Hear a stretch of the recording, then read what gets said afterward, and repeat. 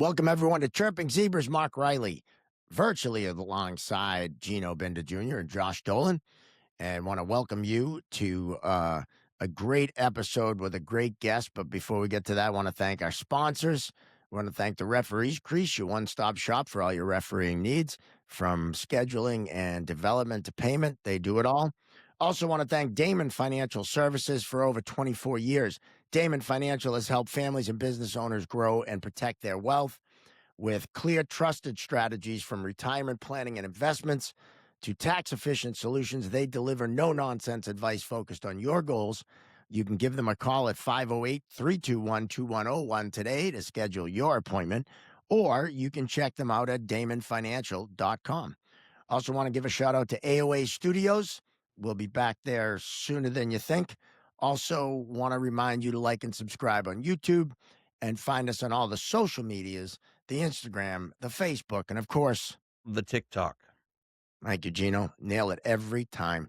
Also want you to check out our online store, chirpingzebras.com. And we also have our limited supply of lace hoodies that will be on the website.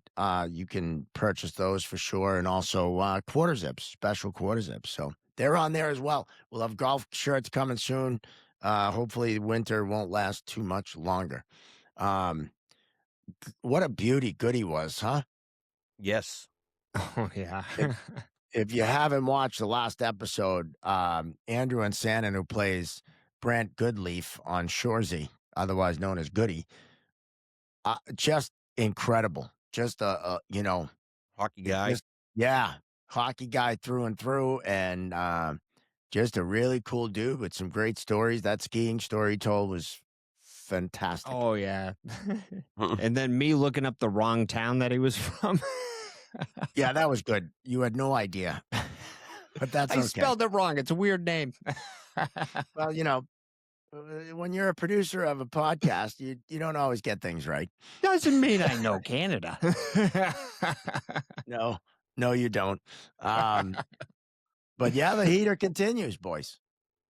That's a big one. Yeah. I mean, we're on quite a rip here. Yeah. And then with today and then all the things coming up, I mean, it's just. Yeah, we're going to keep going until we're just in a new season of Shoresy. Yeah, we do have to get that. Well, yeah, the new one's coming out down here in the U.S. Well, we might as well tell everyone, too, that, you can watch for the Chirping Zebras float in the St. Patrick's Day Parade over in Southie. Yes. March 15th, we're gonna be tearing it up, and we're gonna have some Shoresy boys on the float. John Eccles representing Warrior for Life Fund. We got some really cool stuff going on. Going to do a big show and party at Laugh Boston after that night. So that's going to be quite the day, March 15th. We're looking forward to that for sure. So hopefully we'll see you out there either on the parade route or in the audience that night. So we're looking forward to that. And also today, Darren McCarty. I mean, the guy that just an incredible dude, but him beating the crap out of Claude Lemieux, one of the highlights, non-Boston highlights for me in all sports. I think everybody in Boston appreciates him for doing that. Yeah, one of the, Claude Lemieux, think about it. He's probably enemy number one, not just in Boston and Detroit. I mean, not many people liked him. No. No. No, he just didn't care. It's funny because Darren, we talked about it with him about how he would have been such a great Bruin. He would have been great to have here in Boston. He would have fit right in. Claude Lemieux is someone that I wouldn't want him on my team. No. Like zero respect. Zero respect.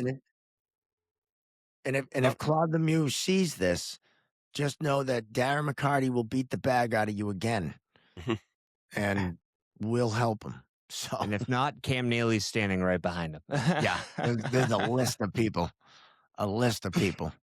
But really psyched for this one. You guys are going to really enjoy Darren McCarty.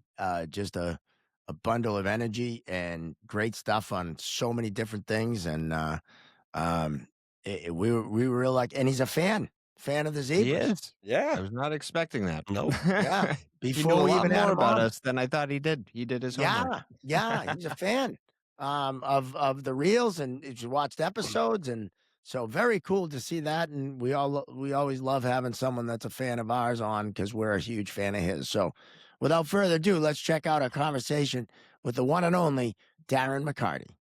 Perfect. That was 5 minutes and 40 seconds, which we need because Darren McCarty started saying fuck right Fuck. away. I swear to God, I was watching the clock, trying to like stretch. You guys weren't giving me any help. I was trying to stretch. I almost went like this to you because I know he says fuck right off the hop. Yeah, he does. Like 17 times.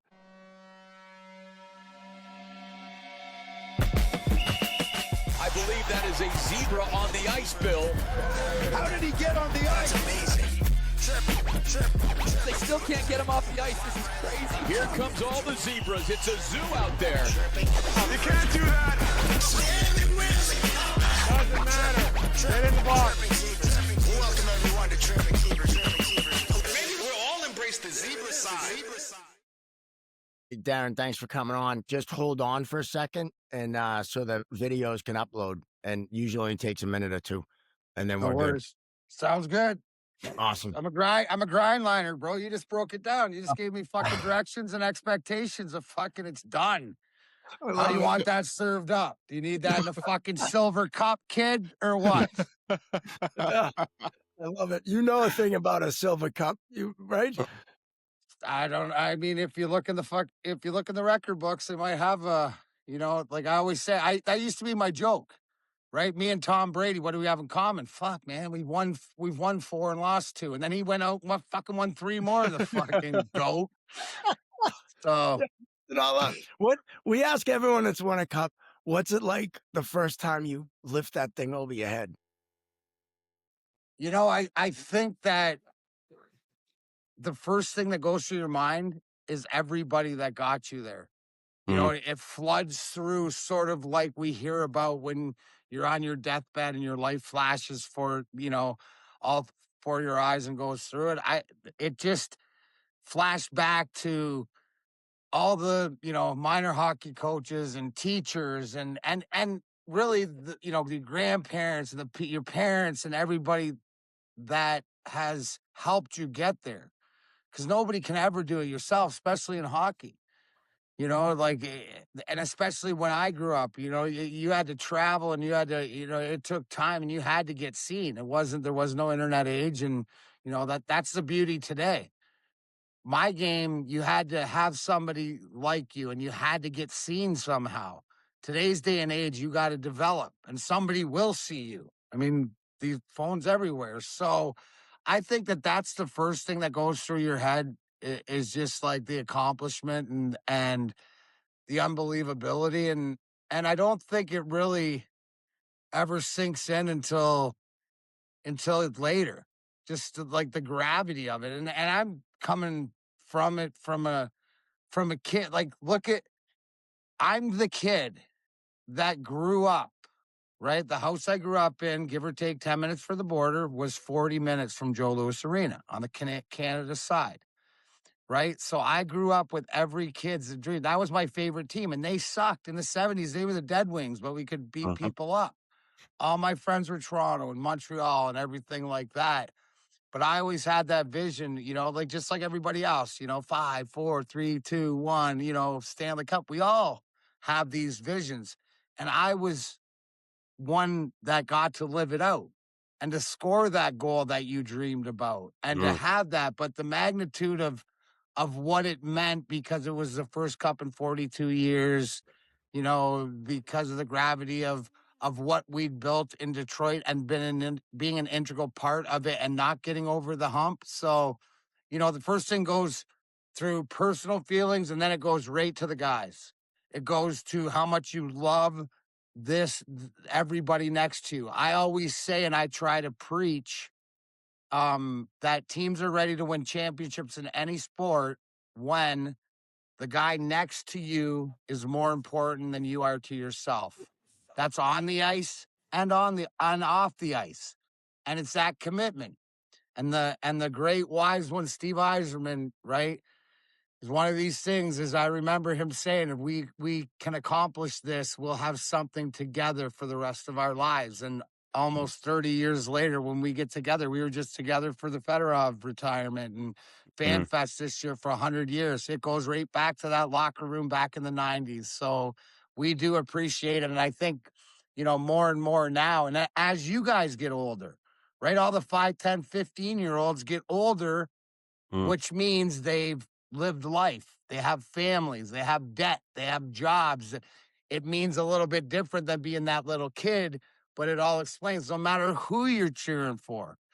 And that's the culture of this sport that we all love. And it doesn't matter if you've won 4 Stanley Cups like I have, your love of hockey and my love of hockey. There's no greater. It's just different. So that's why I love what you guys are doing. Love what Holly and Chaser are doing. Love anybody, obviously the Spit and Chicklets set the mark and what those clowns are doing up there. And I'm going to, God damn it, Biz, get your Toronto Maple Leafs good so you can at least, punch back. I mean, it feels like I'm fighting back in junior, some of these guys right now. It's like, I can't wait till it's Toronto and Detroit and the world's right and I get to chirp Biz and plus what I'm going to do to him on the golf course. You don't even know. I mean, it's not even fun. So, yeah. So, and that's why we all love hockey. Yeah, no, to what you just said, it doesn't matter what the team, we're all on the same level, everything you just said. And it's hard to explain to a non-hockey person when I'm when it comes down to whoever wins the Stanley Cup, I cry every single time the Stanley Cup is lifted. Doesn't matter who the team is. The only time I didn't was when the Bruins won because I was too busy being this isn't happening. But I see the little kid that's like you just said, lifting the cup, and then you got to do that. It's so amazing. Well, think about it, right? Because the interviews and the families, and then you get all the kids, and just the way that, and especially the way it's the greatest tradition in sports because you actually get to have a personal relationship when you win that cup with the cup. The old adage of don't ever touch it unless you've won it. Man, right. I get to molest that thing anytime it's around. It's friggin' awesome. Did we lose Riley? Is he frozen? I think he is frozen. I think he's just so enamored. Look at that face. He is so locked in. He is locked in. Man, I wish the guys would listen to me just as astutely as he is right there, right now. Yep, and that's what I told him, There he goes. Oh, and he's gone. All right, now we can say whatever we want. And he's gone. There you go. No, but that where is everybody at? Everybody's I'm in Boston. Yep. We're in Boston. Yep. Yeah, all of you in Boston. Yeah, well, I'm in Massachusetts. I'm 35 miles outside Boston. But you're all diehard Bruins fans, or? Oh, absolutely, and Patriots fans. Oh, yeah. So right back to Josh to what you were saying, right? Was it enjoyable to watch a Marchand lift the cup a couple times, having a part of it and being a part? Because I think that the beauty of sports also is that you get guys to come through. We're experiencing now in Detroit, right? Where I say with Patrick Kane, who just set the U.S., player points record. It's before kids, he was Chicago and appreciated and everything there and loved it. But now he's so ingrained in Detroit culture and everything that he says. It's after you have kids and you've sort of grown up a little bit. And it's cool to be able to have both. And in this sport, right, when you lose one of your best guys, you can go and cheer for him and be happy for him and shed a tear for them when they put it in. And I think that's the great thing about culture, the handshake at the end, after you've literally just absolutely broken each other in half. Look at the cup that you guys, right, you lost. Look at the injury. We lost, yeah. Look at the injury report. Mm-hmm. And guys are getting serious surgeries. Especially the 2013 one with Bergeron with the fracture. That's what I'm talking about. Get it. Zdeno playing with a broken jaw, bro. Yeah. That guy one lung. They killed Grzelcyk in game 1. Someone ran him through the end wall. Oh, yeah. They killed us. Yeah, absolutely. Which is which is when you asked me about hockey today, right? Where the playoffs is more of my game and it reverts back, but there's two different games we're watching now. It's almost like we're watching the European NHL regular season, and then we're watching the North American playoffs, which I love. But in saying that, who's built their team that way? We've seen Florida's built their team that way, but you got like what you said is a mentality that's different. Regular season hockey in the NHL in 2025, 26, and it's been this way since COVID or whatever like that, is you got to score, you got to get points, you got every night. It's like you can't focus on a rivalry because you always got a next game going up and it's a 3-point game, and you just can't. You realize that it's about not losing, right? You can get as many like OT losses because it's like a tie, and at the end of the day, it adds up. But then when it reverts back to the playoffs, I'm going to focus in on you, Riles, the whole series. And just like you said, Grizzly, right? My job is to take you out. And you saw the greatest clip of transparency by Paul Maurice, the coach of the Florida Panthers in the playoffs, saying, hey, what are you guys doing? We got to stay heavy, because it's not about game 3. It's about game 6 and game 7, which parity in the game usually leads to. But my question is, who's being built towards that playoff team? Right. You need those third and fourth liners just to run the D through the boards every night, right? Just dump and bury them. Just wear them down. And those third and fourth lines, I think, win you the cup every year. Like everybody has top 2 lines, and then those third and fourth lines are the ones that, secondary scoring or whatever it is every night. That's so important. Gino, you nailed it right there. It comes down to, can your third and fourth line, right, shut down, the other team and be as heavy on them as possible, be effective, whether they don't need to be on the scoreboard if the big guys are doing it. But it's when the big guys don't do it, and there's a couple games of series that it doesn't happen, who are the guys? What is playoff hockey all about? It's about hearing a name score a Stanley Cup winning goal that had no business, like myself. But that's the beauty of the game, is that in those moments, and one of the things I'm most proud of is that when you say the grind line in any hockey circle, you know who you're talking about. And I'm part of that. But there's a mentality, and what made the grind line is, the other 2 guys, Maltby and Draper, were pricks to play against, and were 2 of the best shutdown penalty killers, checkers in the league, and agitators. But when push came to shove, we needed a goal. Boom. Yep. Yeah. That was the Bruins when they won it, right? Like their fourth line was the best in all of hockey. And the right? Bruins had like some like psychological stuff. Like how much of the psychological warfare goes into it? Because I know that's like part of it too. Like to defeat someone, you get in their head a little bit. Like when it was you and the Avs, like you guys hated each other, right? Like hate. Like the fan base, the team, but respected each other. High hatred, but it just is high respect, because look at those 2 teams, and we're talking about unreal. Those 95, 96 to 01, 02 Detroit Red Wings and Colorado Avalanche rosters. Look at all the Hall of Famers on that team. You know what I mean? So they made us, we made them. At the end of it, we had 3, they had 2, we win. So, I mean, that's just the way it goes. But there was respect and just what made those teams great, right? We're a 3rd line, or we're a 4th line, but we can play with any 2nd line in the league. And we shut down the Legion of Doom. We would play against Sakic or Forsberg all the time, right? Because it's all about having your role players playing a big enough role to be able to free up your stars, right? You got to worry about me. Then you forgot about a guy named Sergei Fedorov. Oh, you know what? Pretty good for this guy and my team. So, and that's where you see. That's why playoff hockey's every like the first round of playoff hockey. I mean, that is like hockey every night. It's electric. Hockey porn, bro. It's crazy. And every game, right? Like, and then some year, like the overtimes and all that different stuff. There's so much different drama, but. Again, playoff hockey is all about staying healthy, right? You got to get that. You got to get that save when you need it, and you got to get that bounce when you need it. And that's the difference, because everybody, and especially nowadays, are so close. So durability, especially in the playoffs, is huge. Now, Go ahead.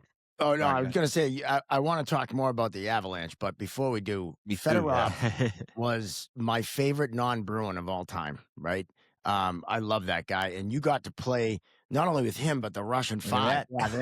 He's, he is a Red Wings fan. Got this out the retirement, buddy. Oh, yeah. Awesome. See, I wore a Nike bucket. I still have, actually, and everyone said I looked like him. That's one of the reasons why I loved him. But he was just so fucking good.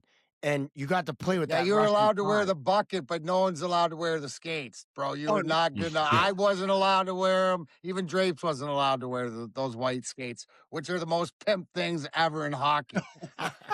They make you look I didn't have the faster. skates. I just had the bucket. But you weren't allowed, dude. That's like a criminal crime if you would have possession of those skates. Ankle benders like you, Riles, aren't allowed to wear those. You're in the same category as me, bud. We get to look at them, and they're pretty, and dream about them. Maybe we'll get lucky enough to change our skate laces to a different color, but... Well, being a ref, I have to wear white, so I have no choice. They won't let me wear anything else. Well, you should be. Hey, you know what? Why are you worried about your skates? You can't even see them anyways. You're so blind. God damn, I know you. Somebody else tying your skates. You got those Velcro things on.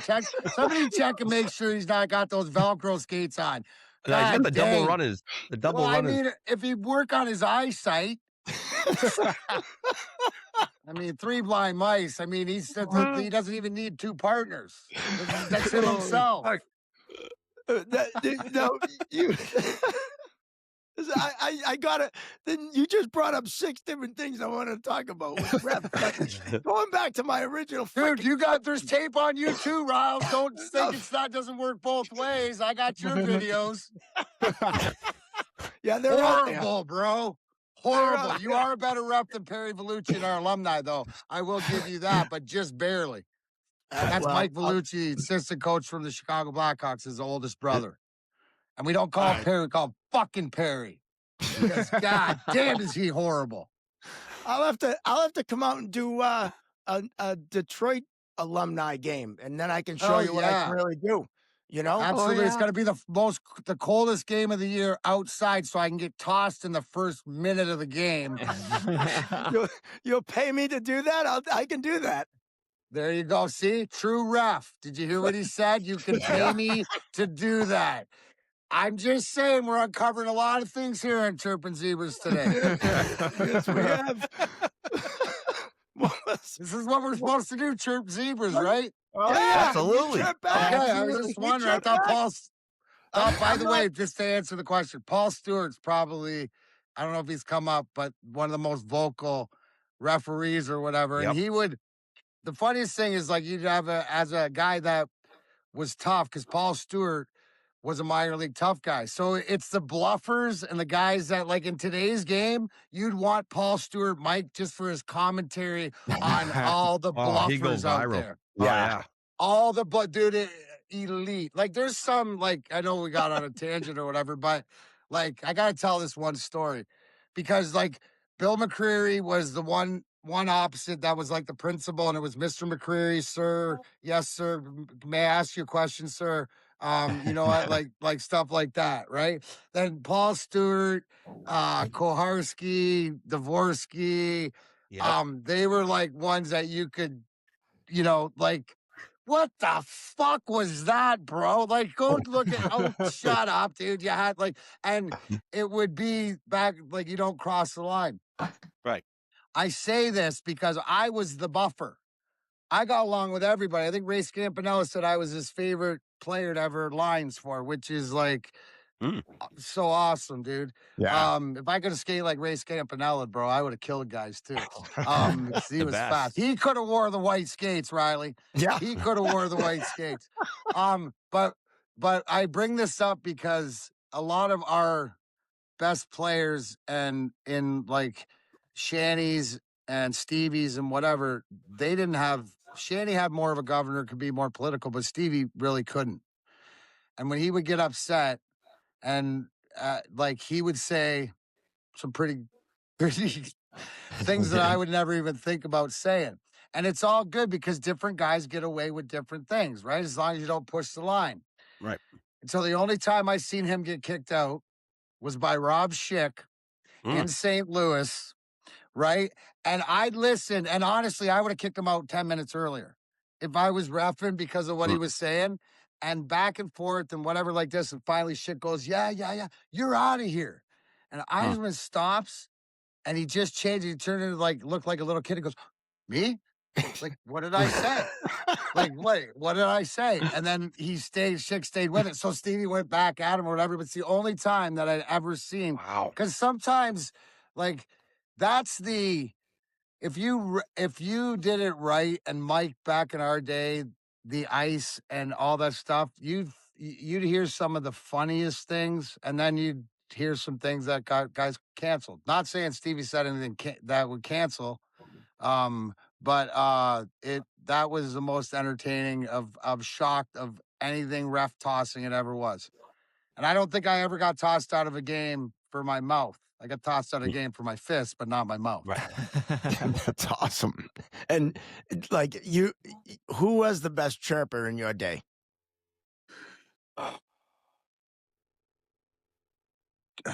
So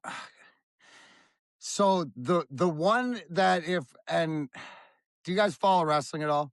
Yes. Oh yeah. Well, So Sean Avery had the ability to be MJF. Okay. What he went, but he just take it a little too far. Right? Like he just take it a little too far, but he was so good. I'll tell you, like the greatest chirp, like Jappars, whatever, Steve Eiserman. He throws samurai swords and you know, the ones that cut you and you're laughing and then you're like, oh man, that's about me. And then you die. But Shanny's one of the quick-witted guys out there as far as like paying attention. But like guys just, you know, like different guys would run their mouth. It all depends. I mean, Shanny in the box with that fan where he was told that lady she needed to shave. shave her armpits and stuff. Like just little stuff like that, right? Engaged where you could see that. That's awesome. Yeah. So, and we had vets, right? Like we had like real vets, so guys could go deep in the bag, right? Like, and here's the thing, you know what shuts people up real quick? Stats, statistics, reality, things written in stone, Contracts. right? So it was more of like, you'd have to the great one like Drapes and Maltz were always like in a chirp, right? Like they're like so you know, like, and that's the best part. They'd have great Dallas Drake, who I won a cup with in 2008, and I started in the league in Detroit because he was there in '93. But one of the best teammates and whatever. But he played in St. Louis and he played and God, they would go at it like crazy. And a lot of times, like the guys that know each other, like that have played junior together or whatever, when it gets heated, it's sort of like the competition factor for people that don't watch hockey all the time is what you saw, and maybe you scratched your head at that USA Canada 3 fights opening face-off. But we understand as hockey people the pride and the fact that these guys have been waiting like 10 years and this was like way bigger and this is all about them growing up and it like because these guys play each other growing up and that was just blowing out the steam in the best way possible. Throwback to calm the game, to take all the cheap stuff out and to allow them to play hockey, right? So that's more of what it's like of having that respect, but having to do it. You know what I mean? And wanting to do it. So, yeah, sometimes when you played with guys, you get some, like, you know them from junior or somebody knows them from junior, so you bring up some stuff. You know, some stuff. Some stuff. You know, that never goes away. But like that's what, like, because you'd always enjoy Sean until you'd have to like hit the button where like too far. Yeah. I mean, I don't know if anybody's ever seen his bicycle Oh my God, I videos. love those. That's he's so great on imagine that. that, like, right? Because those are public to the brink, but it's and I think that as we age, we understand a little bit more where that line is. So, but he always funny guy. Funniest guy I ever played with though was Kevin Hodgson, our backup goalie. In we were talking about the other day, Mike Vernon was in town, and oh my God, he could do every other goalie in the league, like mimic them. So in the playoffs, we were playing Dallas, and it was Ed Belfour, or Colorado, so it cool. was Patrick Waugh or whatever. He'd be in there doing that, but he had a bunch of different characters around the dressing room that would make the boys just pop. So like that, and that just goes to show you the integral part that everybody plays a role. So I refereed Sean Avery when he got waived down in for the Hartford Whalers, and it happened to be the day of the Winter Classic that he was supposed to play in. And he took a double minor high stick, and I called it, and he gave me a nice fucking lecture that was pretty cool. And I was like, I'm getting chirped right now by Sean Avery. I'm like, how cool is this, right? And like in the back of my head, I'm like, listen, buddy, I'm like, are you supposed to be playing in the Winter Classic and you're here fucking chirping me up in Portland, Maine? Like, go fuck off. But like, I go, you just whacked your stick right in the kid's mouth. The kid's bleeding. I go, it was pretty textbook, right? And then he just gave me a lecture, and I just let him. I was like, I'm getting chirped by Sean Avery. I'm gonna soak this in. It was friggin' awesome. But yeah, but I remember he sat at the end of the bench in Portland, and he just fucking chirped the whole game. Like he just shit on everybody, like wouldn't shut the fuck up. And it was unbelievable. I was like, this is one of the coolest things in the world. But yeah, I had to do a job, right? Like I'm out there, like had to manage it. But fuck God, that was so cool. That's Those Sean Avery bike lane videos, I'm like, he's always at 100 miles an hour, and like he's so good at like in the moment. I feel like he would be good at doing like crowd work during a stand-up show or something. Like he's 100%, dude, because it's authentic. Yeah. Right? Like, yeah, dude, it's right. just like that's who he is. It warms my heart. Yeah, absolutely. Absolutely. I think I already know the answer, but we've talked about it with a bunch of people because the game has changed so much when it comes to fighting. And, we're a big proponent of it. And anyone who understands the game understands why it's such a big proponent. But it's, non-hockey people trying to get rid of it. And it's not, they're not doing the right thing. And I can guess what your answer is, seeing that you had a few bouts. But couple. I think I've had enough to qualify to speak on it. All I know, wait a minute. All I know is, Darren, I went on YouTube and I pulled up one of your fights, and it said you have to verify your age to be over 18 to watch this video. And I was like, what the fuck? What did he do in this one? You were probably half naked afterwards because, like, you never had the tie downs or any of that. Yeah, and I'm always mad at Rob Ray for that. Dude, that's when it was fun to fight because I could fight all these big guys. Then they started coming in at like 260 and 6'5" and 6, like, and they had to tie down and stuff. Like, I mean, that's like Hoist Gracie in UFC back in the day with his gi. I had to get out of my gi.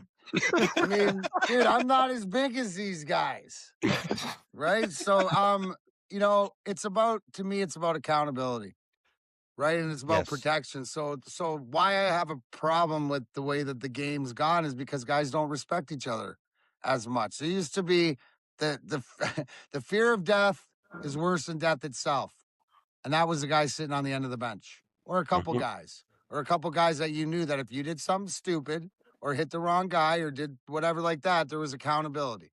That's my problem with it. There's no accountability. Like, I hate the hits from behind or the game is as talented as it is, and I'm not taking that away. But guys aren't as smart as they are, and they don't respect each other the way that we used to. We hated each other. We'd fight each other, and then we go buy each other a beer at the bar. It's that hockey community. You got me today. I'm going to be back and get you the next day, but I want you to go home to your family. I want you to go home to your kids. I don't want you to be macking on the same broad at the bar that I am, but I hope she's got a winger and you like big girls. Like let's hit reality. Right? You know what I'm saying? And I think that as you talk, like you had John Morasti on here, and Yep. he says it was my idea. I will admit that I did not. I sort of had an inkling that it might be coming, but I got to think that it was more his idea. I went into their locker room and I think he brought it up to me. I mean, I was all in, right? But I'm saying I don't want to take full credit that I started all that, even though if he wants to give it to me, that's all right. Yeah. But and again, so if this conversation leads into that, why? Because if anybody has seen what I'm talking about is John Morasti, Gym 1 on Shoresy. We've played them the last 2 years in the alumni, the Blueberry, the Sudbury Blueberry Bulldogs, right? Come into LCA, and him and I have fought right now, staged, so to speak, right? And the first year was good, and because all the fans love it and get into it, and plus I never had a tilt at LCA, so might as fight. Say I got a couple against Nasty Morasti in LCA. No one's got to look at the years. 100 years from now, yeah, whatever.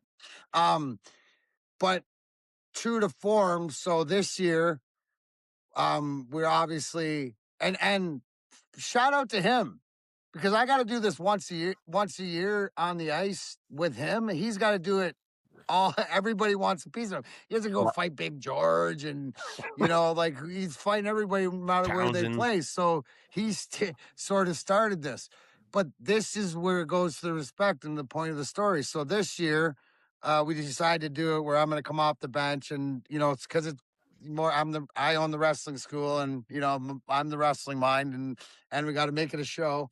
But we have enough trust and respect, and are good enough friends that we want to put on a show. So I'll tell you, that first one hit me, gave me a black eye for a week, and I hit him with the uppercut later on, a right uppercut that, I mean, he's not going to bruise. I mean, there's no sense in hitting. He's like a mini Ty Domi, for Christ's sake. Right? But we both, at the end of it, we're like, yeah, right? And it's like, yeah, because it was for the show. We didn't want to hit each other, but it was like, you know what? If we do, bro, we're both trying to entertain the fans, and our goal was, at the end of it, we wanted people to say, was that real? Because that looked real. And so I take pride in that, and it's an honor to be able to do that in front of the fans. But I also get the pump, because I also said, listen, we're going to do it here. We're going to end here. So I go off the ice at the Zamboni end, and I could see all the crowd, and to get that pop, because as an entertainer, as a hockey player, that's the stuff you miss. That was the, scoring goals. Everybody likes to score goals, but there's nothing like getting in a fight at home, Joe Louis Arena back in the day, and you had to skate from the far corner to the penalty box, and you could just feel that energy. Like that's a rub in itself. Now, you bring up the Joe fight night at the Joe. I mean, that was absolutely insane. And March 26, 1997. Yeah. This will be the 29-year anniversary. Wow. Oh, crap. Wow. Holy right? crap. Which puts everything into perspective. I was in high school. Well, that's what I mean. Like when I travel around Michigan, and do a comedy show, and a lot of it tells stories and stuff like this. But to go around the room, I realize, the ability, when I start telling this story, you look around, you take now 29 years off somebody's age, right? Which some people in the crowd weren't even born, which tells you the culture of hockey, to hear the story of why we've been there. I always say, because the 5, 10, and 15-year-olds have all grown up now. And you got, you know what life is all about. But the imperativeness of March 26, 97, if anybody doesn't know, was not for revenge the number one priority wasn't the revenge, it was winning the game.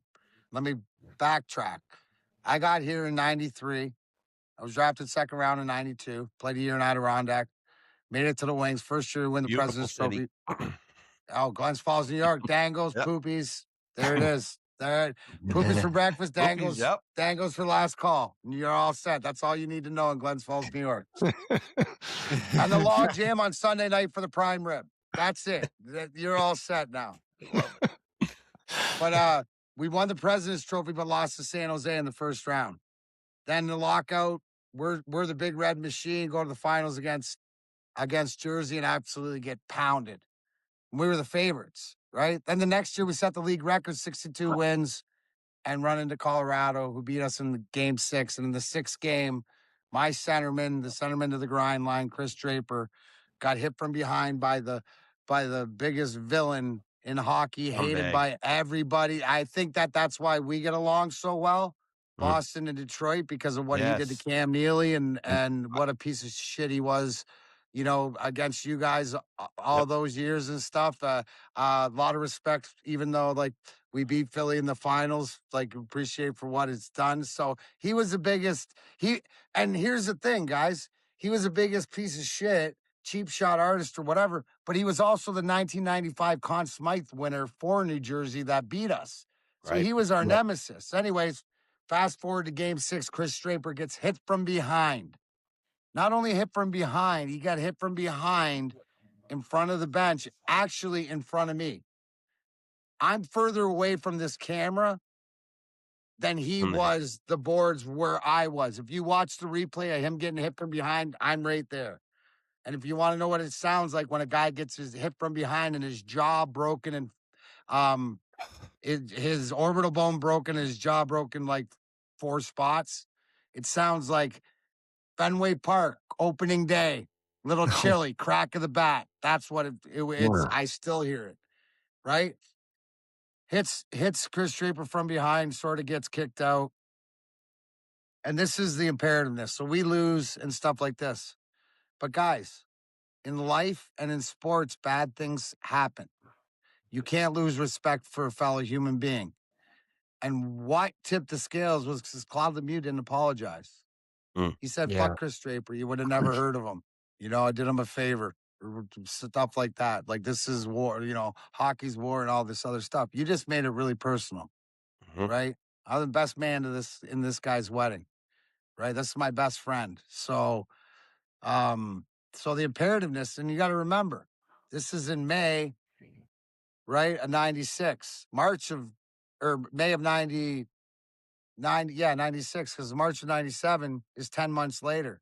So I don't know if anybody's stewed over something for a long time about how they wanted to get somebody back or whatever. And we played them 4 times. And the imperativeness, like, in hockey is Colorado had our number. They beat us 3 times that season. So this is the last time we get to play them. If we're going to do anything in the playoffs or try to win that first cup, there's only way out. It's through. We got to go through Colorado. So that March 26th game, we had to win, right? To prove the momentum. That was the imperativeness. And, I call it karma, the God shot, whatever. But if you break it down, sometimes it's not your strongest, your fastest, your most talented, but maybe your wisest or your eldest. Because if you go watch the replay, it was whistle, offside, inside, first period, Igor Larionov. Yes, all 5'5", 140 pounds soaking wet. Igor Larionov has had enough with Peter Forsberg, and I see him put him in a headlock and throw 2 punches. I never seen Iggy throw any punches or ever get mad or ever get upset. But what I knew is that was go time. I knew Lemieux was on the ice and stuff like this. The problem was, so did Adam Foote, who was a defenseman for Colorado, and he was one of their tough D-men and stuff like that. He grabbed me. And he's strong as hell, man. Like, I'm fighting to get loose. But I had a secret weapon. Flying Irishman, Shanahan, comes through. Bam. He breaks me loose. And then I knew Lemieux was coming in, whatever like that. And I faded the linesman. And when I looked, and this is what I tell it, like, this wasn't, and the difference between a cold cock and a sucker punch, right? Sucker punch is from behind. Don't do that.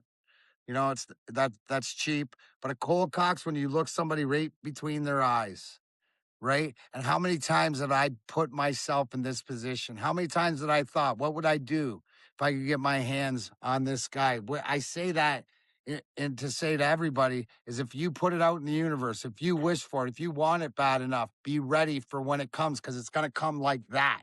But you have to grab it. And I did. And the irony is I'm a lefty. I pulled that right back, but every man, woman, child, grandma, grandpa, kitty, puppy, everything in the wing-wheeled nation, and some of you Boston guys and Philly guys and everybody who hated this prick was there. And I hit him so hard, I folded him into a turtle. Yep. Right? Yep. Actually, he said he didn't turtle. He was knocked out. That's how hard I hit him. And I was like, well, I can't hit you any harder. So thank God. Right? But that just starts it. That's just the opening scene to what has happened. And I don't know what's going on behind me, right? Because I'm focused on putting my fist through this guy's skull and ripping his heart out through his nasal passage, even though I know anatomically it's not possible, but I was going to try. I don't know. Patrick Waz almost got his DNA, comes out of the net to come and get me. Shanny sees him. Bernie heads out of the net, and they do follies in the air. Shanny picks off Waz before he can get to me. I'm still focused on Lemieux because I frustrated. I can't hit him, and I just look up towards the bench, and I tell him there's no windows in Joe Louis Arena, but it was like church where that sunbeam comes through a stained glass window, and it's shining on drapes. And I went, oh, cool. So I did my version of American History X, and I took his head. And in wrestling, we call it a bulldog. I took that head and I slammed it as hard as I could into the Comerica Bank advertisement on the boards, right? His face hit and it exerted like a paintball, like his nose. On the Comerica Bank sign. I know this because I was golfing buddies with the president of Comerica Bank, and he had me sign that picture and he hung it in his office. We're all in. Detroit versus everybody. This is, way back in the day, right? But I'm not done. And I do not condone this and whatever else, except for the fact that I am a Gen Xer. I was raised by John Rambo, and this man drew first blood. So I took my knee, and I kneed him as hard as I could, right here in the side of the head. I got him so good that to this day, if you see Claude Lemieux, he's got a welt on his head when he looks in the mirror every morning to remind him not to be stupid, right? I got 4 minutes for ref didn't see it. If you watch Unrivaled ESPN 30 for 30, that's the first. I would, until I saw that and saw video evidence that I need him, I would never admit I need him. But I saw the video evidence, and it's right as Dvorsky, and it was so ironic. The way Dvorsky looked away. And I think it's important because the linesman that I faded to hit Lemieux and the referee that gave me 4 minutes for roughing a 10-minute misconduct, because even though they told him I did all this stuff, he didn't see it. Both were ref and linesmen in the game that Draper got hit from behind. That makes, yep. There's a culture in this game. Brian Burke came out and said, if the league doesn't handle it, the teams doesn't handle it, the players will. Right? And then I'm so grateful that Brian Burke was in the head of discipline then. I got 4 minutes for roughing, a 10-minute misconduct. I stayed in the game that we were down 5-3 with 10 minutes left. Marty Lapointe makes it 5-4. Shanny Banks went to make it 5-5. This is back. We go to overtime. We used to play 5-on-5 in overtime. And the irony, and this is why it's like the God shot, or why if you don't believe in karma, I'm a straight shot of it, because this guy here scored the overtime goal, tic-tac-toe. So I slayed the dragon. I got the girl. I love it. But here's the thing, right? It had to that point, and that's what gave us, when I scored that goal behind the net, if you watch the replay, there's me, Brendan Shanahan, and Vladimir Konstantinov who sort of embrace. And at the moment, there was this feeling of, it's going to be all right. Don't know what it means, but it's going to be all right. And as a fan base, you're always looking for those special moments. It's like taking the black cloud off. And I think you guys in Boston experienced that, during the teens with your runs, with there's just those moments. And that was for us. And the fact that we were able to beat them in 6 games in the conference finals that year and go on to win our first Stanley Cup.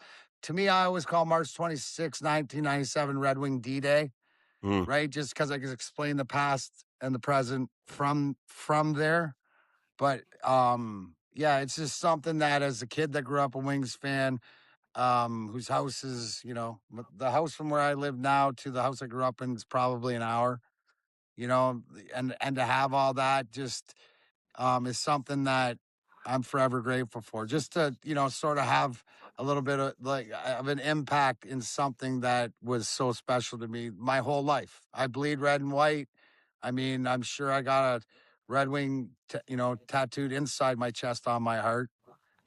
Because this is, I live, breathe, die for this team, and on the ice and do as much as I can for charities and for the fans and everything else off it now. I will say I'll speak for Boston. When you did that to Lemieux, we all fucking cheered. Like you instantly became someone that would not pay for a beer in Boston ever again. Oh yeah. Like just because we fucking hated that. It was like a Vander Kane with Matt Cook. Like even though he was on the Thrashers, then we were like, "Thank you." Yep. Yeah. No, it carries, and if this will my two guys growing up was Rick Tocchet. I just wanted to be Rick Tocchet. Lead, score, play, fight. That's it. That's my guy. And Terry O'Reilly. Oh, and Terry O'Reilly. So my Boston was my second team that if I got drafted, I wanted to, you know what I'm saying? And I'm lucky enough to play in all the old barns, bro. Like I didn't realize till I played against Ray Bourque and Cam Neely in Boston Gardens of no wonder Ray Bourque scored from the red line, bro. It's where the blue line is. That thing was a matchbox, and I loved it, dude. I would have thrived in that little barn. I got to play in Chicago Stadium and, Maple Leaf Gardens and the old St. Louis building and all that. And I miss those. I miss those days. But I've always had a special place in my heart for Boston. It's like one of these things is that guy could have played there, and I always, for you guys to say that means a lot. So I appreciate it. And you know what? You're all welcome. My pleasure. Well, I could say if you did play for the Bruins, you would have been. I mean, you are what we know as the typical Bruin, and There'd you be a would have statue on Causeway Street. I mean, everyone would have loved you as a Bruin because you epitomize what it means to be a Bruin. Like Terry O'Reilly, he's the same way. And, we were fortunate enough to have him on as a guest. And there's a guy that, just worked his balls off and, played the way that Boston is, right? The personality of Boston is work your ass off and succeed. And you would have been that guy. And I'm not just saying that because you come on and you bust my balls, but you seriously, you would have been a fan favorite. Well, I appreciate it. It's nice to see you got your eyesight back and your sensibilities are there, whether you can see or not. But you know what? You think the game really good.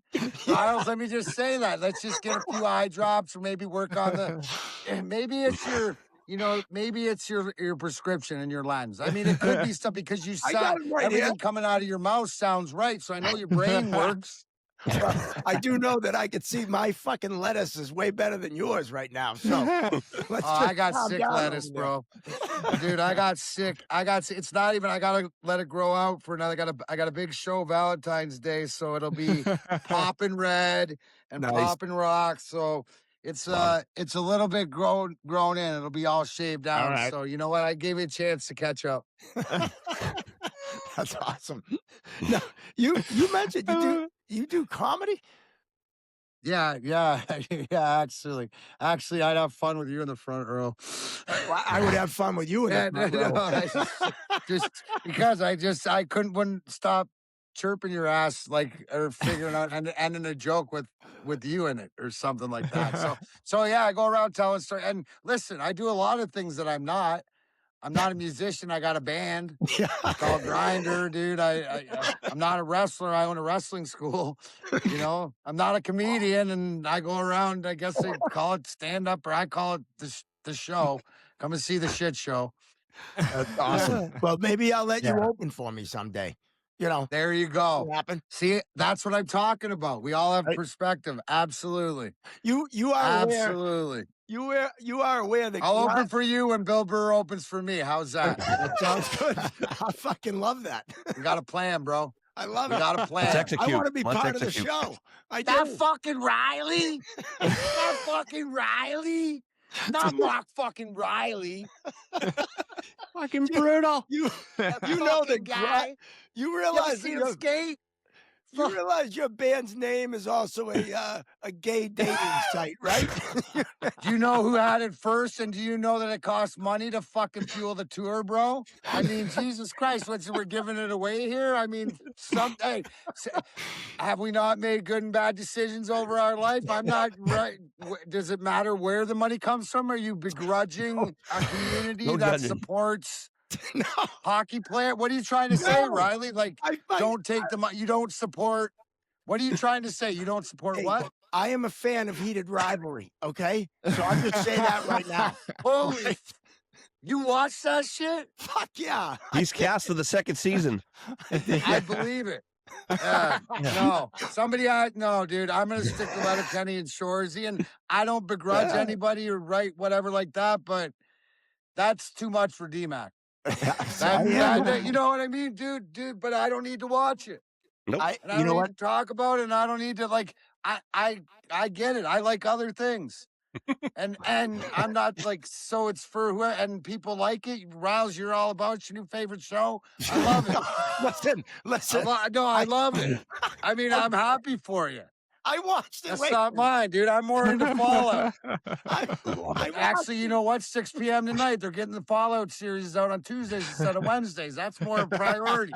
This is the first guest that chirped us more than we've chirped I them. know. Wait a minute. I love it. I watched it to get material. I have some outstanding material. Really? Yeah, good. Yeah. Okay? Are we talking about heated rivalry or Pornhub? What are you talking about? For research. I finished that during COVID. But You finished the whole. I finished Pornhub during COVID. So I got all through the whole coding of Pornhub.com. seen them all. they sent me Riley's on Holy reruns. shit, no wonder you can't drop the puck anymore. Your hands are so chafed. That's why you wear those gloves and never touch the puck. Oh my God. That's right. They sent me a badge. Heated rivalry, dude? No, Pornhub. Yeah, you're an officer. Hey, listen, they need good-looking refs. I get it. Hey, you know, I get it. there's a few of us out there. That's all I'm saying. No, there's a lot of bad refs out there, Rouse. There's a lot of bad refs out there. Fucking terrible, especially now. Now it's just a mess compared to when you played. We talk about it all the time. The refs, you knew what you were getting. You knew Stewie, you knew Frazier, Yeah, you you knew said it Abe. first. I mean, just look at the Boston-Tampa outdoor game. Yeah. Was that the goalie fight? Yeah. Yeah. I'm glad they didn't hurt each other. Yeah. Yeah, that's always nervous. It was it was like that's the especially like anything like that, but it shows the heart. You got the best out of everything right there. And I love the fact that after it shows the game or whatever, but you just don't want any of your top guys, goaltenders, right, to get hurt in that situation. But yeah, I mean, it was cool. Did you guys, I know I get on a tangent, but did you see the lacrosse goalie absolutely hammer that dude? Did you see that? Yeah. There's some unbelievable. You want to see goalie fights? Go watch lacrosse. Those goalies fight all the time. That's more like that lacrosse these days is more like junior to me.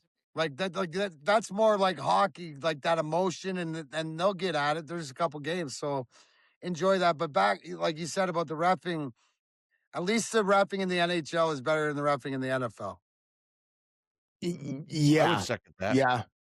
But not by much. No, I'm not going to say that, because here's the problem, right? What you have to fix. And I'll ask you, isn't the object of the referee is that so somebody, if they want to know who the ref is, they have to look at the program after the game and say, who ref that game? Yes. Right. Is that not like you're not meaning that you don't know who the ref is because they haven't made a difference in the game? Right. Yep. As a player, dude, just be consistent, consistently good, consistent. Like call everything or don't call anything, or tell me what we're doing. Tell me like early on you're gonna like you could have called one. You're gonna let me away with that. Like so, if it happens to me, like just let me know as a player what we're playing with. I think they're still trying to figure it out as much, but again, the playoffs is a different beast. So hopefully it doesn't come down to one of those games where the referee makes a difference and the outcome happens in a series. So, yeah, I think there's definitely improvement to be made, but there's a lot of new guys too, right? There's a lot of guys. I look at names before a game that I've never heard of. And I'm not saying I retired in 09 and stuff like this, but usually there's a pattern to this that you've seen, guys.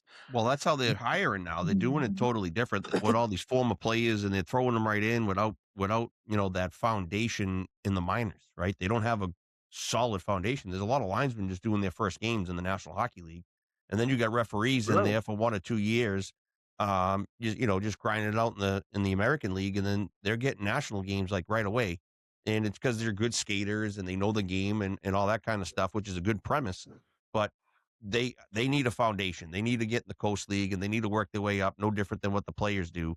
You got to go back to the bottom and work your way up. And, they're doing that in a quick fashion because now you get the 4 guys and you need the bodies out there. And because you got the American League, you got all those teams, the game keeps growing. And, the National Hockey League is going to add more games. So they need more refs. So, the quality is going to go down when you start adding new officials to the pool because they don't have a foundation. See, I don't, and you're 100% right, right? So the fast tracker, the change into today's player and how they do things on the ice, guys aren't percolating or paying their dues or getting my big thing is that I think would help is even if they are that young, put a 4-man unit together and make them ref together for like month. You know what I'm saying? Like make that crew, that's your crew. 5-man crews or 6-man crews that you rotate, but you're all traveling together. It's your team. It's your whatever else. And just like in football, well, here's the head ref or here's the ref guys. They call it tighter. Right? Like here's the stats on that. And I think the consistency and the accountability to each other, just like players do to your little 4 or 5, 6-man team with your supervisor that travels around, then that's how you're going to get better, right? By with this. So then I would, I like how you grade the guy, the veteran referee with some of the younger, with a really young referee, and then some veteran linesman with a younger linesman. So there's some sort of you got a lot of merit. There's some merit to that. There's some merit to that. There's some merit to that because like you said earlier, like you just named 4 or 5 like Dvorsky, Stewart, Koharski, McCreary. They all had different personalities, right? So now you're sticking a new referee in with 5 different personalities, and they're trying to learn how to be a referee. And this guy does it this way, this guy does it that way, and this guy does it a total different way. So like if you are consistent, if you are with 1 guy or 2 guys in a rotation, you might get some more. You might develop a little quicker because you're learning from 1 guy. And you're not getting 10 different things thrown at you. So there's a lot of merit to that. And like also, their whole model is let's pluck high-end players, like guys that made worked in the played in the American League or in Europe. You look at the greatest refs over the past years, like Andy Van Hellemond, Bill McCreary. These guys, none of them played pro hockey, right? They learned and reffed thousands of games before they got to the NHL, and they were like, look at the linesmen. You mentioned Scampy. You got Kevin Collins, Brian Murphy. They didn't pluck them out of the American League. They worked their way up, and they were really fucking good at what they did. And now you just don't have that, and it's frustrating. You know what the best refs, in my opinion, they either have a police, cop, something background, or teacher, like a principal, like a teacher, or somebody that's like you got to be able to deal with people, right? And it's that person. And I think just like where I would I would make a criticism that the talent, the youth, the development of the game is the speed, whatever, all that stuff. It's by far the best it's been. But the hockey IQ, the thinking the game, like it's more like the refs are more like the players. Like it's more Monday. It's not that easy. You need different personalities and different guys. Like, but thinking the game, it's the IQ of the game. So you take that away when it just seems that you're robotic, mass producing something that doesn't catch. But it at least it sounds consistent to the product that they're reffing. So I mean, what are you gonna do? Again, who's in charge of the NHL? Stephen Walkham. Oh, the referees. Yeah, I meant the big boss. Yeah, Bettman. Oh, Bettman. Yeah, exactly. Ruined my game. Ruined my game a long time ago. We're not talking about my game, right? Yeah. Like all the stuff we're talking about is how it's changed. And I'm big in. I mean, I'll be 54 in April. I don't need to know the right or the wrong. I'll figure that out myself. But I just need to know the why. So, you know, the why is there. And the thing is if are they self-aware of it? And if they are, do they care? I don't think they care. I think it's more about the flash and the look and having that guy who can skate and look it up the ice than it is, you know, in that spot. But if they wanted to better the game and to help these guys out, make them accountable to each other. Yes. 100%. And also you got, like I've noticed, and some guys that work college hockey have told me, supervisors have said, well, you're not moving enough because you don't look like you're doing anything. And I'm like, that's counterintuitive to what we're supposed to be not noticed. We're supposed to be someone that's out of the way and not in the fucking play. And all you do is see that over and over and over again. And it just makes no sense to me that they want these guys being seen more now. And it's like, why? Because they can skate and they look nice. I mean, what the fuck? What are we doing? Yeah, the priorities are upside down. It's like they flipped that just like they flipped the nutrition scale from the triangle to the pyramid or whatever. It's the same thing. Like as long as you understand is what's their priority. The priority isn't. It's about how it looks and comes off and stuff like this and everybody else. I because you also see, you've never seen, you look at, for the most part, linesmen and referees that are in NHL, they're more look like each other than anything else. Like it's a replica, it's a clone of whatever. Our day, it wasn't. There was some bigger guys, there was some littler guys, there was like all, you know, you had the Shane Heyer, who was a linesman and a ref, who was like 6'6", Mike Civic, stuff like that, you know, like there are different personalities, but there's different guys. So I think it's just like, so the priority or the list of here, this is what's important. It's not the same list that you guys got when you guys started. Right. 100%. What was it like? We kind of touched on it, but what was it like to play with Fedorov and all the Russian Five and Yzerman? Like these are some of you played with one of those teams. I think it was the '97 team. Eight Hall of Famers on it. Like that. Check out the 02 team. I think there's more because we added Hasek, Robitaille, you know, and so I mean, unbelievable. I make the joke is that you wonder why the grind line was so aggressive when we played. We never got to touch the puck in practice, bro. We'd be chasing the Russians all around or whatever like that.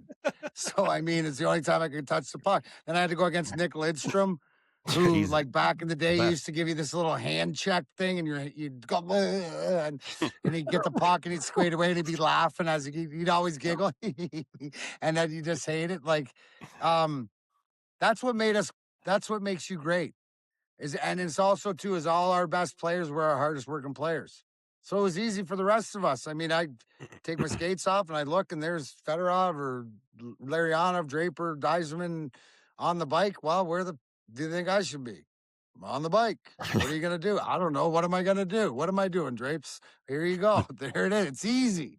It's a lot easy. But I think that's what made us great. Because here's the one thing about our best players too. Is not only like there's always that appreciation, but they had confidence in the ability of your third and fourth line and different ways that we would practice and stuff. Cause a lot of times we'd practice different lines. Just so that was Scotty Bowman's sort of ingenuity, so that when things weren't going good, he could put different guys together and switch it up, and we were familiar with each other. So, I mean, I had the honor. I wrote shot. Even though I played on the grind line, I'd start on the grind line, I'd end on the grind line. But during the game, I'd play with Yzerman, right? And like, so I take pride in the fact of being a part of all that talent and just like know your role, right, and own it. I mean, I'm lucky because I knew what my role would be since I was like 10 years old, right? I always said Proby and Joey, they need a little dog. They need a guy to keep the rats off them, like, right? Like if I'm your second toughest guy, then you're a pretty tough team. You don't need me to be your heavyweight because I'm not. But you know what? If I can take care of all the guys that can play. So the great formula. Oh yeah. And to do it like you did, 3 cups, and then coming back after, winning that 4th one, and as a real veteran, right? That's something pretty cool too. Yeah, I told Kenny Holland he hadn't won a cup since 55 without me in the lineup. So, you know what? You might want to get me back in there. But no, I'd gone through personal issues. I mean, it's as I sit here today, I celebrated on November 11th, 10 years sobriety. So I'm into that. That's been a lifelong battle. But yeah, when I went to Calgary, I love Calgary, played for Daryl Sutter the first year there. We lost in 7 to Anaheim and went on to win the cup. And then I got back in my addiction and got hurt. So I'd been away from the game and just to come back to Detroit. And I really looked at that team and just said, those are my guys, right? Like I won cups with Zetterberg or Datsuk and Lidstrom and Drapes and Maltz and Ozzy and stuff. So my whole goal was I thought I had something left just to get in the room, because I know how important that room is, right? And to be with my guys and stuff like that. So I worked my ass off and, started in the IHL in December with the Flint Generals. The only thing I was ever promised was they would look at me and see if I deserved an opportunity, then they give me an opportunity, but nothing was ever given. So I'm grateful for Kevin Kerr and Jason Cerrone and Mike Kinney and Johnny DePace and all those guys, Jason Mazzotti, all those guys in Flint that gave me my love of the game back.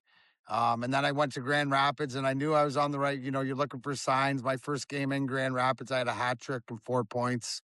So it was something that I'd eventually prove to Mike Babcock that, you hear the black aces or guys that you might need, that, I was dependable and I was up to speed and whatever like that. And for me, you're only looking for me to play 6-10 minutes a game, right? And not cost you anything and be a great attribute in the room if I even got in the lineup.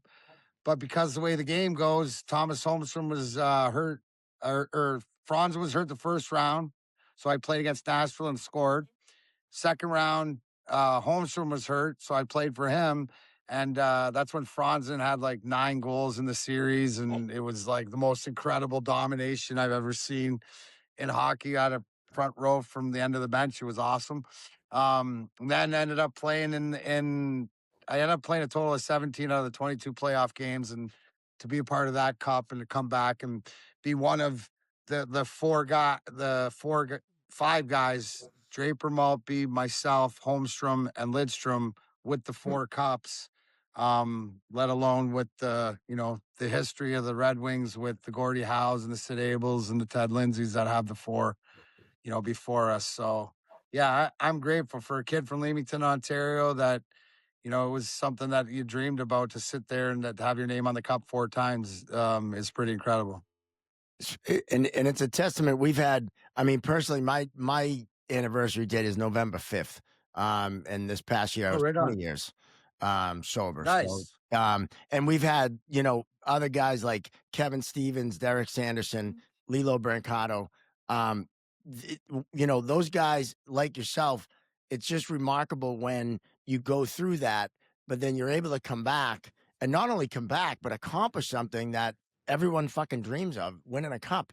You know, that's some, it's ballsy shit. And it's something that people really should look at, and admire more than I think some people do.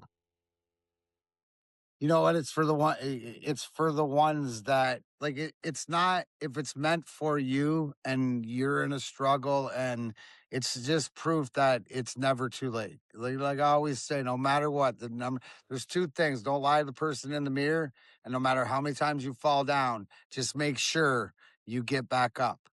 You know, just don't like, and my last get up was at 9.999999999. Like it was like, that's how dire it was between life and death. But I got up, and I got, and so to anybody who's struggling out there, right? We're talking 08. I didn't get, then you win a cup, right? And then you retire the year after and stuff. And you're supposed to be all, you know, butterflies and roses and snowflakes and stuff like this. And it's not. I mean, it's not. It took me 6 years to figure out that I wanted to live. You know what I mean? It was like the care. So I have a lot of compassion for what's next, right? And finding that purpose and finding that passion. And the only way you can do that, from my experience, is if you know yourself and you're not like hiding from it. Shame's my big thing. So I had to get over that, and, you know, being able to look myself in the mirror and be honest with myself, no matter how good or bad it was, then there's a chance. So I just try to live by what works for me. Right. Like I'm one of the ones that I have a garden in my program, you know, work your own program. I have a garden, and thank God for that plant. Right. And I also have my own cannabis brand, the Darren McCarty brand, powered by Legacy Cannabis. With, you know, I just released my CBD topical and stuff like this, because it's through this plant and the education of it that has saved my life. You know, if people are familiar with Rick Simpson oil or Rick Simpson, like, that is a life changer. So, and I only say that because if you have questions, like, I'm always looking to feed the, what do you mean by that? Or the ones that have questions to whatever, because then it's meant for you. If it means nothing and goes by you or whatever, then it wasn't meant for you. Don't worry about it. It's not, don't take anything for it. So for somebody out there who is struggling, know that, you know, there's other people that have been there before. You're not alone. And if you want to change it and you want to be better and slow, you know, you can. You can. That's it.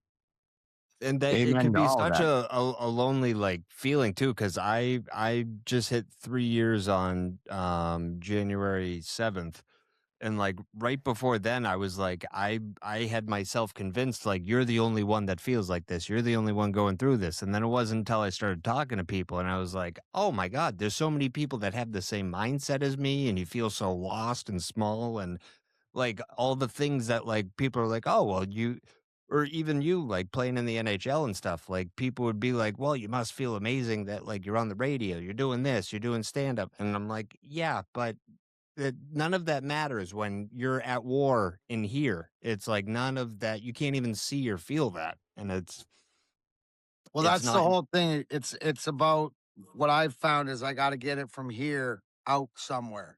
Right. That's why I write, you know, music, or to write comedy, or write whatever like that, because the pen's a great way to get it out of my head. Or you learn that you build people around you. You know, I'm firmly believing, and I've been on both ends of this, right? The 5 people you surround yourself with the most is who you will be like. So that's easy when you want to be better. Be the be the one in the group that you think is number 5, because you'll only get better with being the way people are. Surround yourself, or have conversations, and find those people that, you know, that are all that can relate to you and relate to the crazy and stuff like that, because they're out there.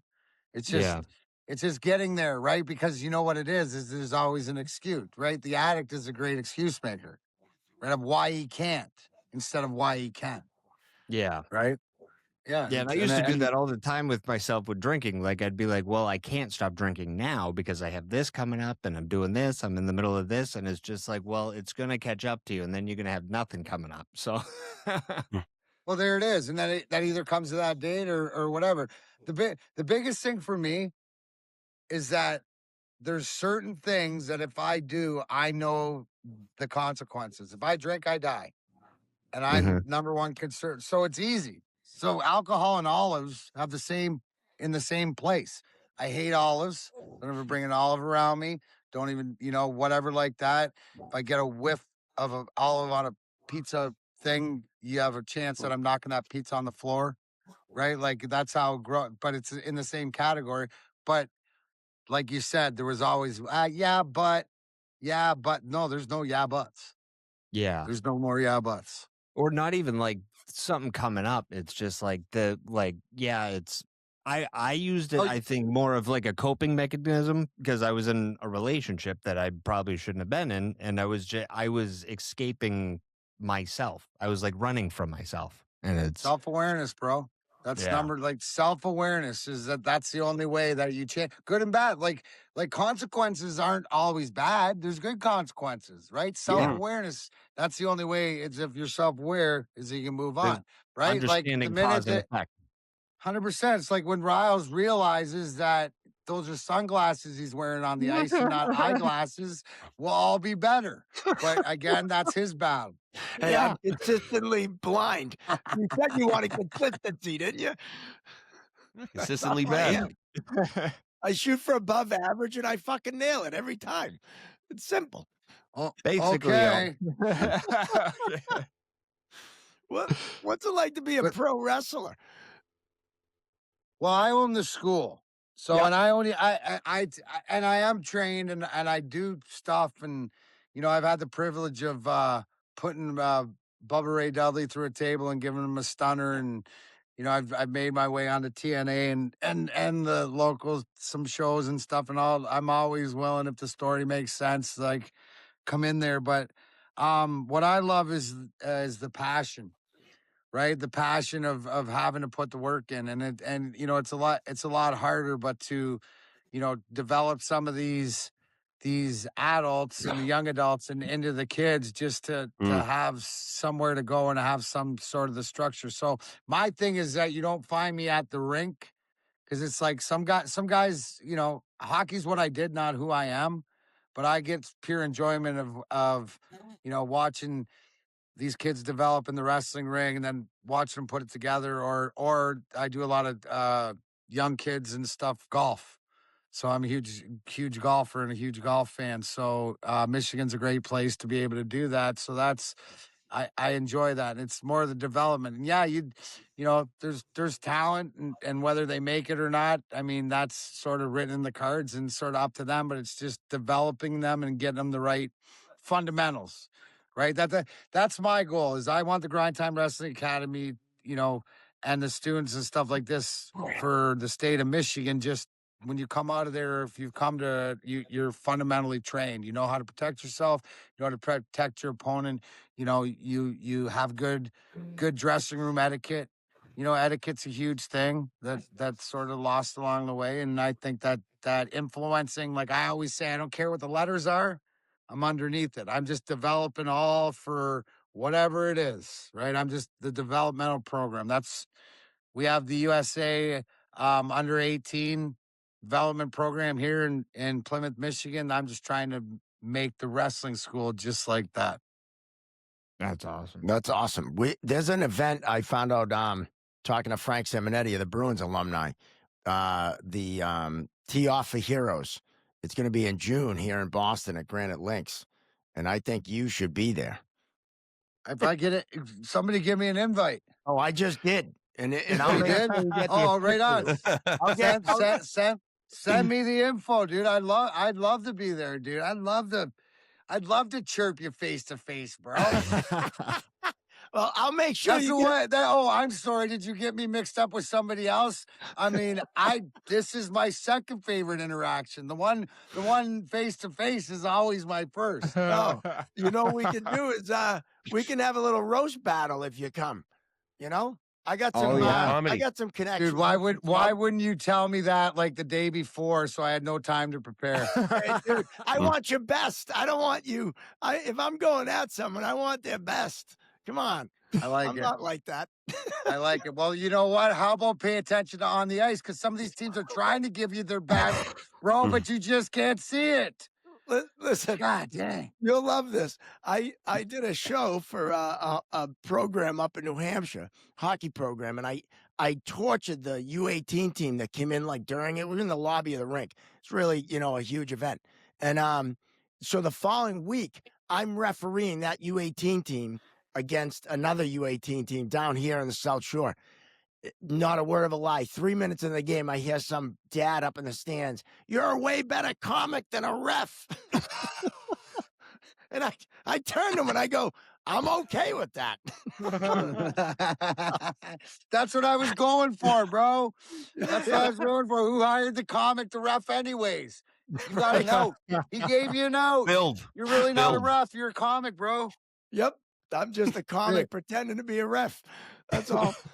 Used to back in the day, it was the opposite. But now, I just do the comedy thing. But we got to do that, man. And I will get you an official. I'll get you an official invite to the Tee Off for Heroes because I know Frank would love to have you here.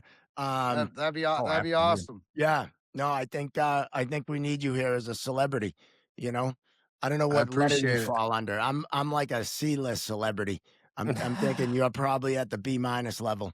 But wherever you want to put me, bro, I'll exceed it up to the Graceland but I've started from further down, bro. I ain't afraid to start at rock bottom.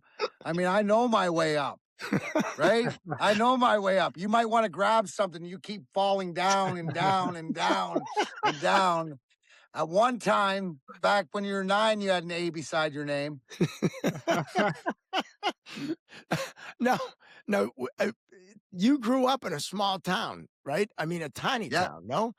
Like 12,000. Okay. Called Leamington, tomato capital of Canada. Heinz Ketchup was in Pittsburgh, PA, and Leamington, Ontario.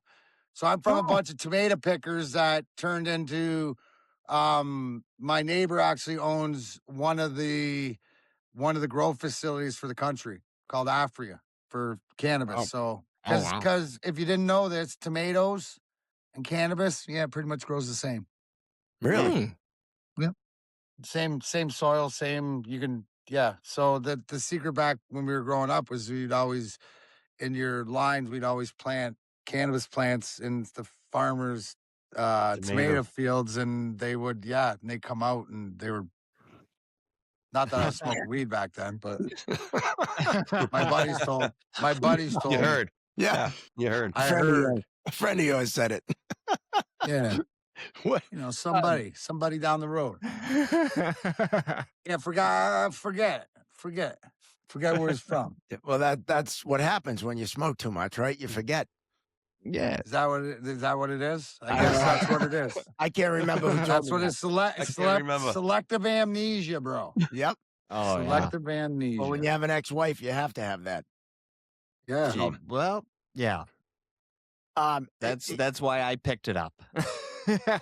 Yeah, Gino's the only one that we're pulling for him to not. Dude, third time's a charm. Take it from D-Mac. Third time's a charm. I got all the cups and all the broads, boys. All the alimony, whatever you need. I'm going through it right now. Moni. When Billy Idol said Moni, I didn't think he was meant alimony and palimony and all the rest of it. Yeah, well, we're pulling for Gino not to join our club. So yeah, I don't want to. That's a club you don't want to join. So no, he seems pretty. You know what? From the impression I'm getting, Gino, you're good. Thank you. You know where to step away. Absolutely from these other two. Hey, step outside and show me the way, right? That's it. Oh, geez. That made a video game. Did it really? Yeah, that made like PlayStation 98 or whatever like that. Oh, I didn't know that. I know that song from Cheese song. You want to hear the best song? Best song that I've ever written and is my favorite is and it was back in 2004. And it's off of Out of Our Heads album. It's a title track called Out of Our Heads. I got Ron Ashton from Rest in Peace from the Stooges. Iggy and the Stooges played on it, and Michael Davis, the original bass player for the MC5. So I got a bunch of 30 years next year is the anniversary of March 26, 97. So we got I got some things in the hopper right there. Oh, that's great. I'm waiting to hear from my grinder guys to see what the money situation is. Oh, Rouse, I'll fill you in. Well, See if there's any extra for you. I don't know if that's or I know what you really want. You want that free entry code or whatever, free passcode. So I'll get you that too. I'll take that. I don't know if "fill me in" is the right words to say with that, but we'll For go you, with it was because you just gave me your love of heated rivalry. I was just trying to be nice. I told you it was trying to get research. along. I was. Oh, It was all right. research. Never mind. It was Never mind. research. That's hilarious. Keep telling yourself that. Keep telling yourself that. You tell yourself whatever you have to get by. I'm afraid. I got my dog just came into my lap. I'm afraid to show him to you because you'll really get on me. But this is Frank. No, this is Frankie Chirp. Is that a Yorkie? Yeah. Is that a Yorkie? Yeah. All right. So, no, let me tell you this. Okay. Gordie Howe was the one that showed me that tough guys could have little dogs because he had Rocket, which was like a teacup poodle or whatever that he brought around. He named after Rocket Richard. So, even though I grew up with golden retrievers, I rescued English bulldogs, right? And stuff like this. My wife, and God rest her soul, we had a 14-year-old Yorkie named Dolce Gabbana that was one of the blonde Yorkies and a mouthy as hell and didn't know her size and whatever. I love that. She passed away. I love that little dog. So, yeah, that one I'm not going to chirp. What's his name? Frankie What's Chirp. his name? Frankie Chirp. Yeah. So they were so this dog, and she was the run of the litter, right? Wouldn't know it. So we got her, and my daughter took her brother, whose name is Royce. He's actually still alive. Wow. He's like 15. So yeah, those Yorkies are a trip, bro. They're an absolute trip. So that one I'm not chirping you on because Gordie Howe made it cool. Love it. I love hearing that. He's the official mascot of Chirping Zebras. That's where the chirps come from. And I always wanted to get a dog and name him Francis. So when he started barking and going apeshit, I could go lighten up Francis. So, that's where the But name. we always nickname him Francis. Because of Coho, right? What's that? We call him the squirrel because of Coho. Yeah, Coho. Don Koharski came on. He called him a squirrel because he saw him behind me, and said there was a squirrel in the house. So, but I love hearing that. Gordie. I didn't realize Gordie Howe made it cool to have little dogs. So look at me, right? Look at you, Gino. You heard that? Hey, see, keep your head up. You fall into one every now and then. Yeah. See, Gino, Frankie. Look at Frankie now. Gino's not a fan. It just chirps you the whole time. Yeah, he doesn't shut up talking. He knows how to pisses chirp. on you. They're mouthy. Oh yeah. He thinks he's 100 pounds. So kind of like his owner. Back when I played, I thought I was 210. But I wasn't. So that's all right. Seems like it might be more of a Boston thing. Yeah, we tend to have a little bit of an attitude. Gino, would you agree? Like it's not the first. Just the fact that size doesn't matter. No, it doesn't. And as an Irish kid, I say that a lot. Consistency. Yeah. Well, you're Irish too, aren't you, McCarty? So you feel me on that. There's Irish, there's Scottish, there's English. It's a bunch of months. Somebody jumped the fence. But over there somewhere, there's both. There's Scottish and Irish crazy in here. Oh yeah, gonna be some Viking. Bit different. That'll be some Viking. Yeah. Well, the Scottish one tends to think, like stop and think, and like that's not good, right? Because it doesn't. It usually goes to how much more. The Irish part just is go, and we'll figure it out as we go. Right. Well, the stop and think part's Scottish the will goal. stop a little bit, but it just usually ends up because you usually think of levels that are like a little bit more than maybe they should be. So, but I wouldn't trade it. Love it. I mean, there's you know, it goes down to like the fight or flight or whatever, your makeup. And for me, the way that I played, the way that I am, just whatever else is, you know, first in. My thing was like, you can get me, but I'd be dead because I'm gonna give everything I got. And then what the fuck do I care about them? Because I'm already dead. So they're either joining me or they're not. And, you know, stuff like that. But one of the things that I learned, right? Because I've been to 4 rehabs. I had $1 million in my brain. But the biggest gift that I was given was this thing called learning what my heart virtue was, which what makes you tick. Now, I didn't learn this till after I retired, right around there. But my heart virtue is vulnerable truth with integrity, which means if there's a vulnerable truth, whatever else, you have to handle it with integrity, which explains the Lemieux thing.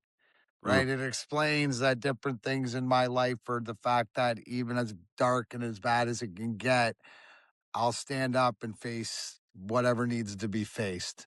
And, you know, that's one thing that if people who are searching for, you know, everybody search for different things, go try to find out what your heart virtue is, because that might, and it makes sense. Like your heart virtue is like when you're in a room and you like something's off, or you're in a situation and you know, and you're sort of like permeating, like vibrating, like whatever, like that. So it helps along the line of self-awareness and you know, looking yourself in the mirror. So that's that's the one of those. So that, you know, your heart virtue is right along the lines of, you know, showing up, you know, being the doer, not the sayer. I love it. I love it. Well, you know what? I think we could go on and on. But we just absolutely appreciate you coming on, man. You are you're the balls, man. I mean that, not just because you're sitting here, but just getting to know you like this. It's fucking awesome. This has been great. I appreciate it. Nice comment, right? Just got to go right back to heated rivalry. Just the balls, right? It couldn't be absolutely like you're telling on yourself, Riles. I just right. You got it on replay in the back or something, or next thing you're gonna be giving me lines from me. You're be saying a line. I'll be like, "Where's that from?" He's like, "Heated rivalry, episode 2, scene 3, in the locker room." You know, like. Hey, Shorzy's my favorite show. Let's just get that out there right now. All right. Well, you know, maybe in the future, you might caveat that when you start bringing up heated rivalry, you might want to preface that, seeing as my favorite show and I watch on repeat, and I know every line to is Shorzy, but this heated rivalry, I was watching to do some due diligence and, you know. Well, there you go. You really took that grinder thing really seriously then, right? You were like getting into it. You're the one that named it. Got people thrown up, and they didn't even audition me for friggin' heated rivalry. Do you believe that shit? I can't believe that. I think you would have fit right in. Top Shot's my favorite movie, and Shorzy's my favorite TV show. So there you go. Gladiator's my favorite movie. Great movie. Yeah. Great movie. You know, Full Ride on YouTube is a hockey show that you might want to check out, actually. Gino and I are in it. I play the coach, and it's not, there's very little gay in it. I'll tell you that right now. It's not at all. So you're not in it that much? No, it's not at all. Hey, you know who's in it is Frankie Chirps. Frankie Chirps is in it too. Is he? Yeah. Oh, yeah. All right, I'll check it out. What platform is it on? It's on YouTube. Full Ride. Okay. All right. Oh, yeah. So it's check that out, and you'll see. Only way you can get into college, Riley. Absolutely. Well, you know,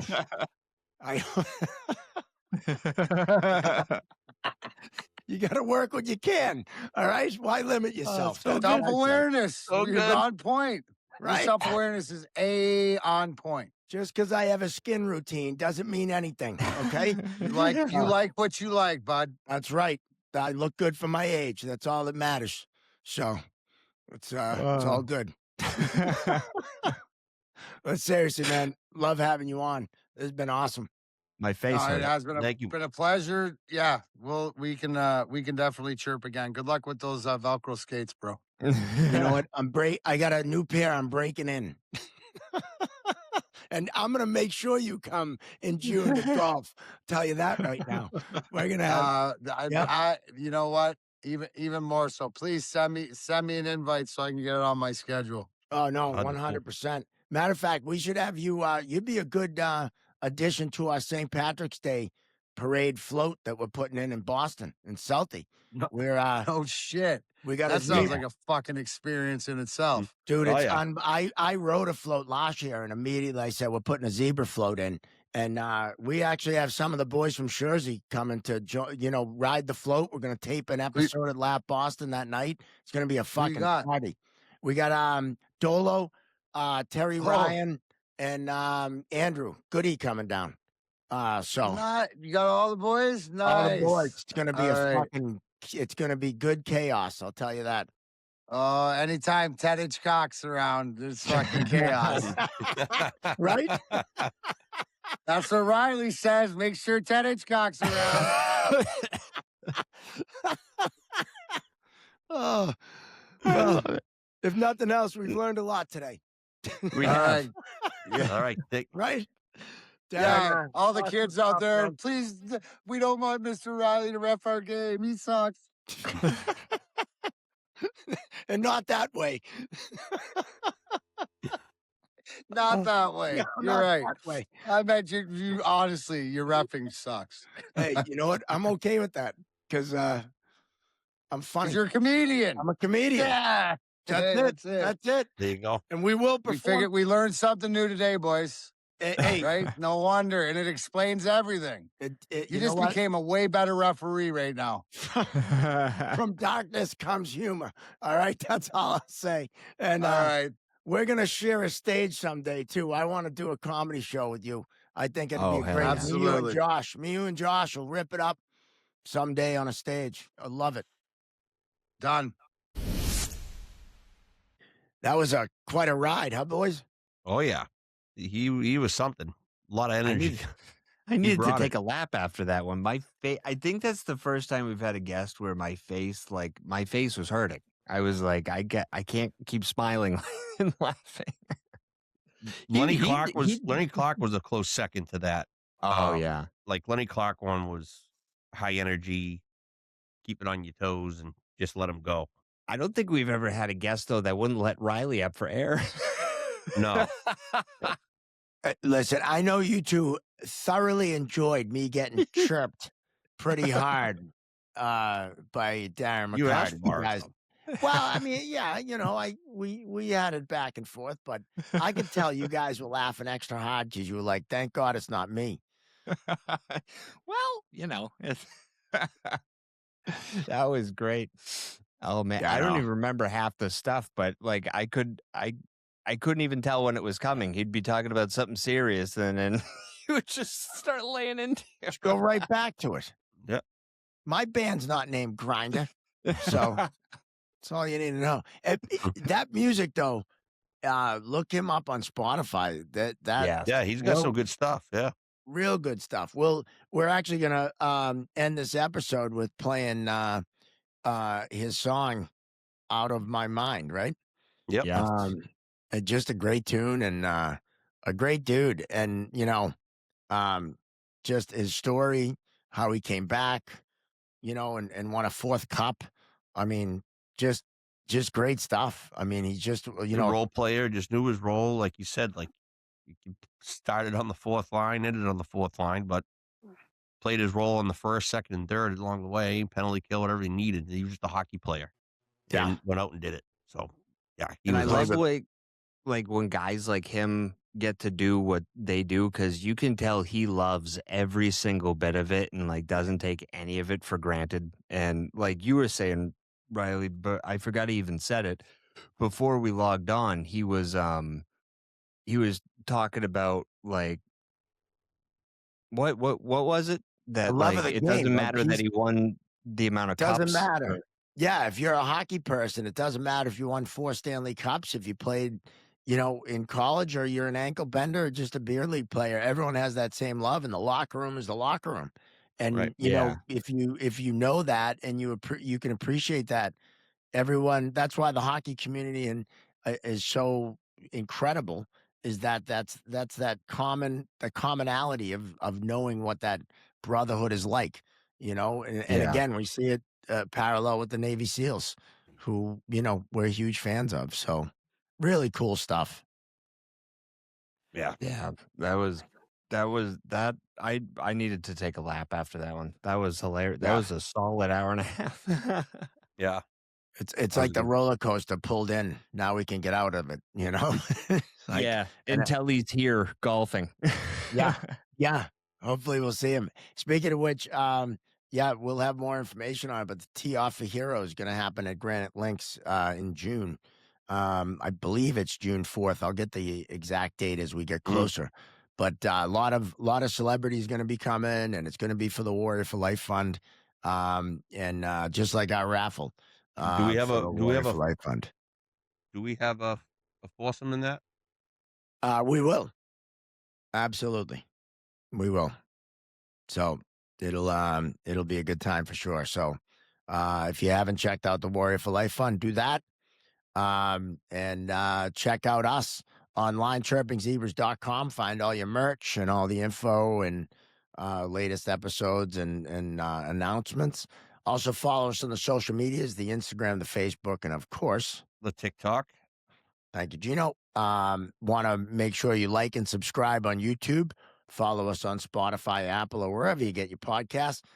Shout out to AOA Studios, also our sponsors, the Referees Crease and Damon Financial LLC. And for Josh Dolan and Gino Bender Jr., I'm Mark Riley saying so long. We'll see you next time right here on the Chirping Zebras.